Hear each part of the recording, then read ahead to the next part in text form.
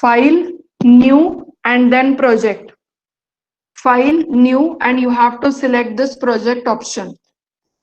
Step that you have to select Visual C++ here. Win32 console application, you have to select from this center point and you have to give the name of your project. Don't forget to give the name of the project without a space. Space is not allowed while writing the project name. So you can give any name. If you want to write a big name, just give a underscore in between. So I'm giving the name as lab assignments. I have used an underscore here. No space is allowed because you will get tremendous errors if you create a space here. So please don't give a space. You have to click OK. Now, this window will create a Windows 32 application. Here you have to click next. Don't directly click the finish option. You have to click next option here. And in this, you have to select the empty project option. There is an option of creating an empty project. You have to click it. That is, check that box. And then you can select finish option. Once the project is created, this blue screen will be visible. Means only you will see this blue screen. So where to write the code on this blue screen? So there is an option of Solution Explorer here. Solution Explorer, keep the name in mind. So this name is Solution Explorer. If you click here, you will find certain options here where you have to create a file to write your C code. So basically, before this step, you have just created a project, and in this project, you can create multiple C files. No need to create multiple projects for day 1, day 2, day 3. No, it is not required. Just you need to create multiple files in this same project. So how to create a file in this project is, in this source file, there is a folder called as source file in the Solution Explorer. You have to right click on it, add, and then new item. Right click on source file folder, add, and new item. Again, this window will open. Now, if you have created your project correctly, then only you will see your option of Visual C++. But if you have created the project in some other option, here you will not find the options which I am currently getting. So please click Visual C++ there.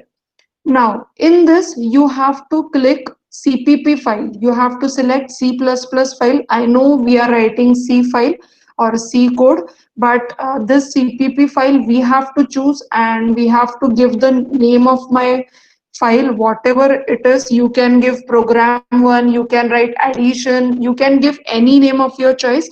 And this same file, that is CPP file, will be used to run your C code. Both are allowed, means C++ is also allowed and C is also allowed. So I will give the name as, let's say, hello.c. You all know the extension for your source code in C file is .c. So I have given the name as hello.c. And if you observe, there is a location, means you have to select this path, or you have to give the path, or either it will be stored in your C drive. So just check where your project is being saved. If you want to change the location, you can browse it, you can change the location. Otherwise, it will by default get saved in C folder. So you can find where it is saved. This is the path where I will get my file, that is hello.c. So even if tomorrow I want to open the same file, I will just go to this path and I will just click on it and it will open. I have already written the program, and you have to write the code on your file. So I have already written, so I have just pasted it. And it is a simple addition program that we have seen yesterday in the slide. So it is the same thing. I have taken two numbers, I have a result variable, I have added both the numbers, and I have printed the result. So this is the header file that we are going to use, that is console input output dot h. Dot h again indicates it is a header file. So this is console input output. Now why we have to use this header file is that when we run our program, our output will run in fraction of seconds, and sometimes it happens that we will not be able to watch the output. So to hold your screen means to continuously watch the output, means what we are getting at the output. If you want to watch that output for some more time, you have to use a function called as getch. It means that the compiler will take certain character from the keyboard, and till the character is pressed, the compiler is going to give me the output, means it is going to give me the output window till that character is pressed. And for this function, that is getch function, I require this header file, because yesterday only I told that there are certain functions which we are going to use it for our purpose. And the printf function definition was mentioned as in stdio.h. Similarly, the getch function definition is mentioned in conio.h. So for this purpose, you require conio.h and getch function. Now to run this program, there is a green button here, that is start debugging. You can click it. So from here it will start running. So running, the process of running is very simple. Just click the green button, say yes to build, and it will start.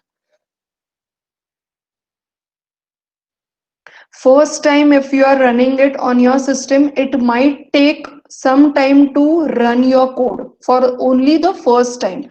I have run many times my C programs, so I'm getting the output very quickly. So I'm getting the result as result is equal to is 30, and see my output screen is available, means I'm not getting the output for fraction of seconds and my screen is going. So I have the output till I want. Now if I press a enter or any key, I will say any key from my keyboard, then my screen is going to go. So that this part of the code, that is to hold the output screen for some time, we have to use this function, that is getch function.